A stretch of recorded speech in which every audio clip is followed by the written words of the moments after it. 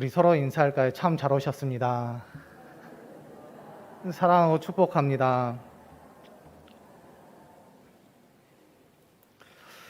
오늘은 사도행전 4장의 말씀을 가지고 제목은 우수훈 유업이라는 제목으로 함께 은혜를 나누려고 합니다.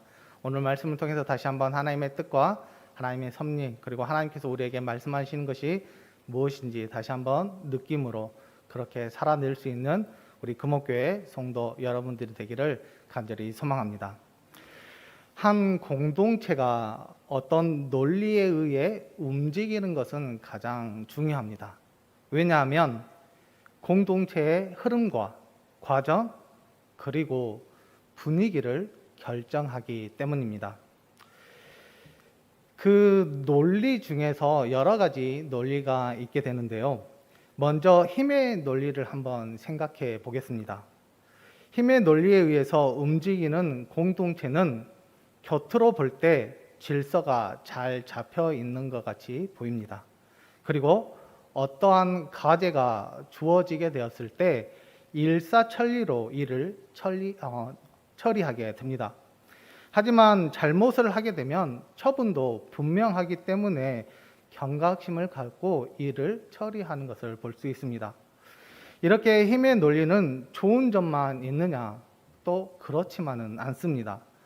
구성원들이 경쟁 관계이다 보니 강한 힘을 위한 욕구와 노력에 관심이 집중되어 있는 반면에 다른 사람에 대한 관심이 전혀 없다라는 것입니다. 또한 지도자들의 잘못을 힘으로 덮으려고 하는 일들이 발생하다 보니 일의 결과가 좋은 방향으로 흘러가는 것이 아니라 좋은 열매를 바라볼 수 없을 때도 있다라는 것입니다. 그렇다면 힘의 논리가 아닌 다른 논리를 한번 생각해 보겠습니다. 진실의 논리입니다. 진실의 논리는 옳고 그름에 따라 판단하고 행동하는 공동체를 이야기합니다. 옳고 그름에 따라 일을 처리하고 또한 그 일을 진행하다 보니 불의에 대한 많은 것들이 사라지고 또한 어려움이 임하게 되는 것을 볼 수 있습니다. 또한 힘을 가지고 어떤 일을 처리하기가 불가능하며 때로는 옳고 그름이 분명하지 않아 무질서가 올 수 있는 면도 있다라는 것입니다. 그리고 마지막으로 사랑의 논리입니다. 사랑의 논리는 사랑으로 서로 대면하면서 아름다운 삶을 만들어가는 공동체가 될 것입니다. 서로 이해하고 용서하는 분위기가 좋습니다. 서로에게 힘이 되고 도전이 되어 일의 결과도 좋습니다. 하지만 이 사랑에 이기심이 발동하게 되면 한동안은 혼란을 겪을 수도 있다라는 것입니다. 그렇다면 우리가 속해 있는 이 교회 공동체는 어떤 논리에 의해서 움직여야 할까요? 물론 여러 가지 논리에 의해서 움직여야 하는 것은 당연합니다. 하지만 교회 공동체는 사랑의 논리에 의해서 움직이는 공동체가 되어야 합니다. 그런데 교회가 속해 있고 성도가 살고 있는 세상은 사랑의 논리가 아닌 힘의 논리에 의해서 움직이고 있다라는 것입니다. 특히 우리나라는 오랜 세월 거의 힘의 논리가 주류를 이루고 있습니다. 절대 왕권이었던 조선시대가 그래 왔었고 오랜 군사 독재 시대가 그랬습니다. 또한 여러 명의 대통령이 통치했지만 여전히 그 잔재는 남아있으며 자신의 잘못을 힘으로 무마하려는 그런 것들이 많이 보여졌던 것 같습니다. 또한 어떤 경우에는 조폭들을 이용하여 모든 문제를 해결하려고 하는 그런 조짐들도 있었습니다. 이렇게 힘의 논리에 의해 움직이는 사회 속에 교회 공동체가 있으며 성도들이 살고 있습니다. 무엇인가 코드가 맞지 않는 것 같습니다. 무엇인가 좋지 않는 일들이 우리에게 벌어질 것 같습니다. 무엇인가 힘의 버거운 싸움을 해야만 같다는 느낌이 들 때가 많이 있습니다. 그런데 그런 일들이 우리의 현실 속에서 일어나고 있다는 것입니다. 진실을 밝히려는 노력들이 힘에 의해서 방해를 받고, 복음을 전하려는 노력들이 힘에 의해서 해방을 받고 있습니다. 오늘 말씀도 힘의 논리에 의해 복음 전파가 방해받는 장면을 잘 보여주고 있습니다. 오늘 우리가 읽었던 본문 말씀 앞부분 3장의 말씀을 보면 베드로와 요한이 성전에 올라가다가 미문에서 나면서 안전뱅이가 된 사람을 걷게 하는 장면이 나오게 됩니다. 당시 장면을 보면 이렇습니다. 은과 금은 내게 없거니와 내게 있는 이것을 내게 주노니 나사렛 예수 그리스도의 이름으로 일어나 걸으라 라고 외치며 손을 잡아 일으켜 세웠는데 그가 걷게 된 것입니다. 그리고 그 이후에 솔로몬 행각에서 모든 사람들에게 설교하게 됩니다. 그 설교 내용은 간략하게 이렇습니다. 예수께서 십자가에 죽으셨다. 하지만 다시 살아나셨다. 그리고 예수의 이름으로 이런 놀라운 기적들이 일어난다. 이것이 설교의 핵심적인 내용이었습니다. 그런데 어떻게 된 일인지 제사장들과 사두개인들이 두 제자를 잡아 옥에 가두게 됩니다. 이 모습을 보면 우리가 힘으로 주의 일꾼들을 억압하고 있는 것을 우리는 분명히 느끼고 있습니다. 그리고 다음 날 두 제자들을 신문하게 되는데요. 이렇게 신문합니다. 너희가 무슨 권세와 누구의 이름으로 이 일을 행하느냐? 이렇게 묻습니다. 그때 베드로가 대답합니다. 사도행전 4장 8절에서 10절의 말씀인데요. 우리 같이 읽겠습니다. 시작. 이에 베드로가 성령이 충만하여 이르되 백성의 관리들과 장로들아 만일 병자에게 행한 착한 일에 대하여 이 사람이 어떻게 구원을 받았느냐고 오늘 우리에게 질문한다면 너희와 모든 이스라엘 백성들은 알라. 너희가 십자가에 못 박고 하나님이 죽은 자 가운데서 살리신 나사렛 예수 그리스도의 이름으로 이 사람이 건강하게 되어 너희 앞에 섰느니라. 아멘. 십자가에서 죽으셨다가 부활하신 예수의 이름으로 이 사람이 치유함을 받았다. 예수님의 이름 외에는 다른 구원의 이름이 없다라고 그들에게 간략하지만 당당하게 제자들이 말하고 있습니다. 이 말을 들은 유대 지도자들이 모여서 결론을 냅니다. 어떤 결론이냐? 17절의 말씀인데요. 제가 읽겠습니다. 이들의 민간에 더 퍼지지 못하게 그들을 위협하여 이후에는 이 이름으로 아무에게도 말하지 말게 하자 하고 라고 그들이 말하는 것을 보게 됩니다. 유대 지도자들은 제자들을 위협하기로 결정하였습니다. 그 이유는 예수님의 이름으로 아무에게도 이 사실을 말하지 못하게 하기 위해서입니다. 유대 지도자들이 다시 제자들에게 이야기합니다. 18절의 말씀인데요. 그들을 불러 경고하여 도무지 예수의 이름으로 말하지도 말고 가르치도 말라 하니. 예수님의 이름으로 말하지도 말고 가르치지도 말라라고 경고하고 있습니다. 또 이야기를 하고 다니면 가만히 두지 않겠다라고 제자들에게 얼음장을 놓고 있는 것입니다. 이것은 힘으로 복음을 누르고 있던 행위이며 또한 일꾼들을 힘으로 위협하고 있는 것을 우리는 볼 수 있습니다. 그런데 우리가 이 위협을 보면서 꼭 기억해야 될 것이 있습니다. 그것이 무엇이냐? 유대 지도자들이 무엇을 위협하고 있느냐입니다.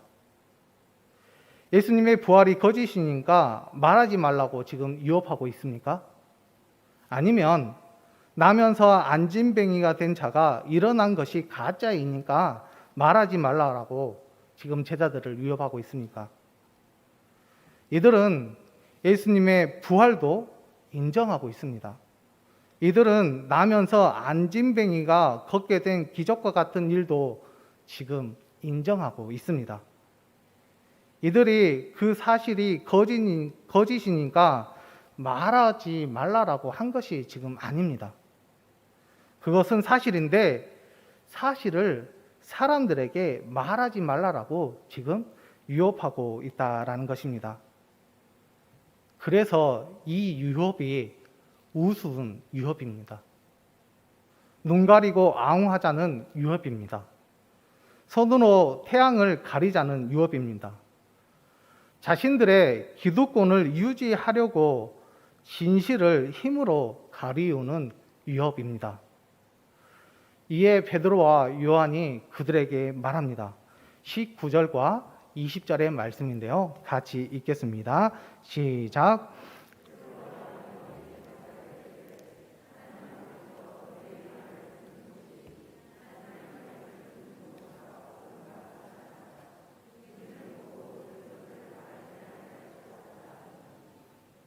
아멘. 베드로와 요한은 당연히 이 우스운 유협에 굴복하지 않았습니다. 오히려 몸소 경험한 진리를 어떻게 말할 수 없느냐라고 그들에게 반문하고 있으며, 하나님의 하신 일을 보고 들었는데 어찌 가만히 있을 수 있겠느냐라고 그들에게 지금 이야기하고 있는 것을 보게 됩니다. 베드로와 요한이 이 우스운 위협을 이길 수 있었던 것들은 바로 그들 마음 가운데 진리를 가지고 있었기 때문입니다. 그 진리가 무엇이냐? 예수 그리스도의 십자가 사건과 부활을 보았다라는 것입니다. 그리고 예수님의 이름으로 귀한 능력들을 행했던 그들이었기에 그것을 경험했다라는 것입니다. 분명한 믿음과 체험이 힘으로 가해지는 위협을 이길 수 있었던 것은 우리가 분명히 알 수 있습니다. 예수 그리스도의 십자가 죽음과 부활을 분명히 믿으십니까?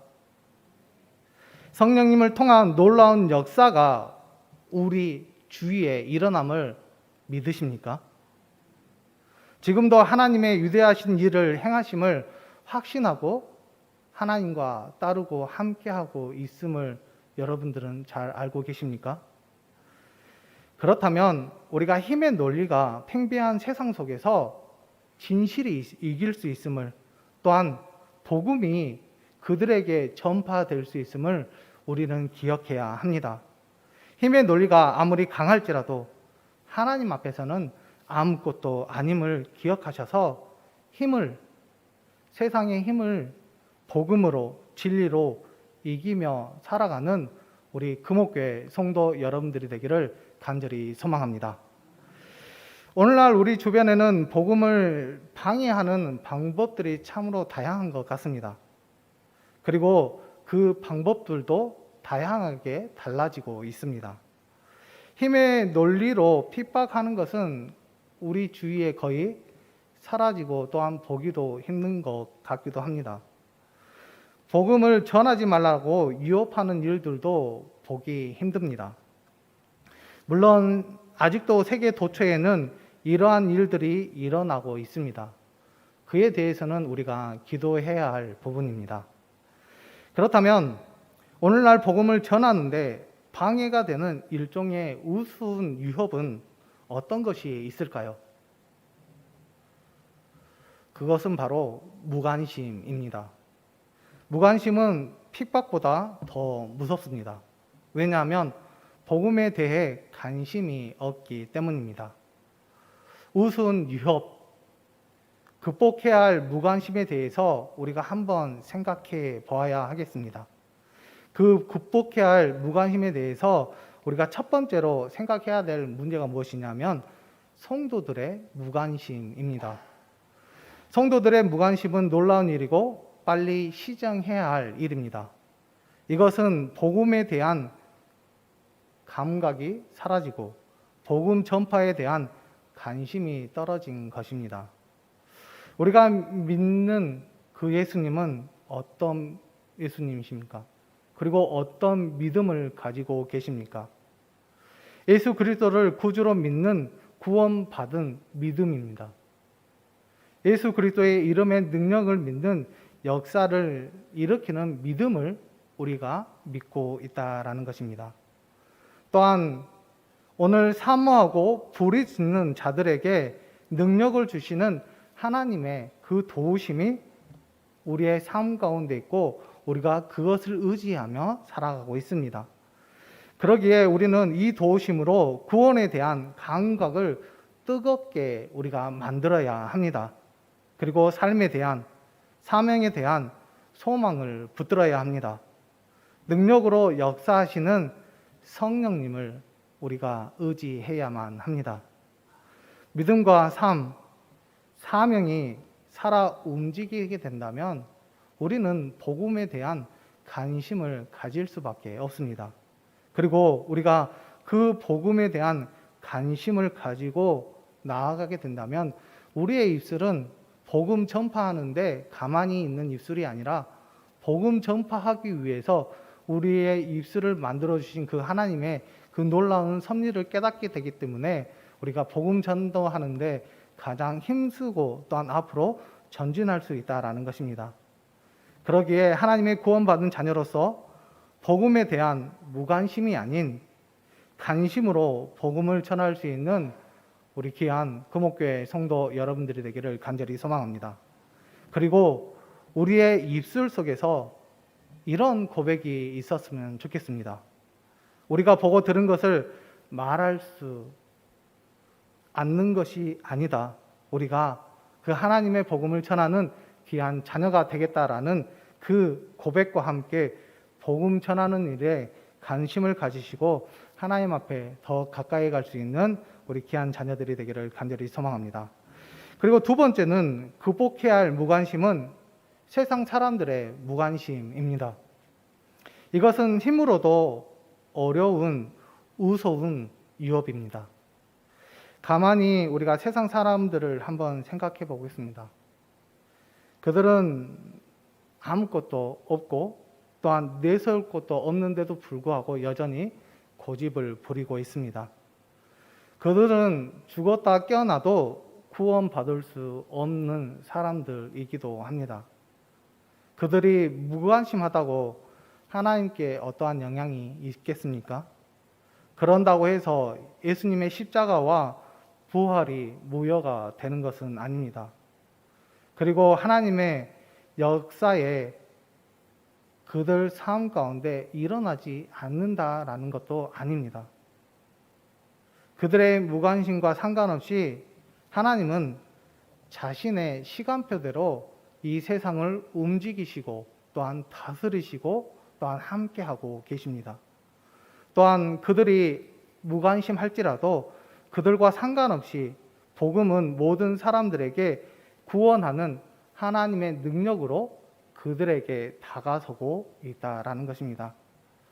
그렇기 때문에 세상 사람들이 생각하는 그런 무관심 속에서 우리가 생각해야 될 것이 무엇이냐? 무관심은 껍데기에 불과합니다. 그렇기 때문에 그 껍데기밖에 아닌 그들에게 복음이라는 알맹이로 그들 마음 가운데 가득 채워야 한다라는 것입니다. 또한 그들이 무관심으로 부인할지라도 우리는 말씀으로 그들에게 가까이 가서 그들이 하나님이 살아계시고 함께 하심을 인정할 수 있도록 우리가 만들어야 하고, 또한 무관심은 그들에게 때로는 위협과 같은 것이 느껴질지라도 우리는 하나님의 능력된 자녀로서 그 능력을 그들에게 보임으로 돌아서게 하는 것이 바로 믿음의 자녀가 해야 될 우리의 역할임을 우리에게 분명하게 가르쳐주고 있습니다. 세상은 여전히 교회를 향해 허세를 부리고 있습니다. 세상은 여전히 교회를 위협하려고 하고 있습니다. 세상은 여전히 복음에 대해 무관심하고 있습니다. 그러나 우리는 본 것이 너무나도 많이 있습니다. 그리고 가진 것도 많이 있습니다. 또한 든든한 백도 있습니다.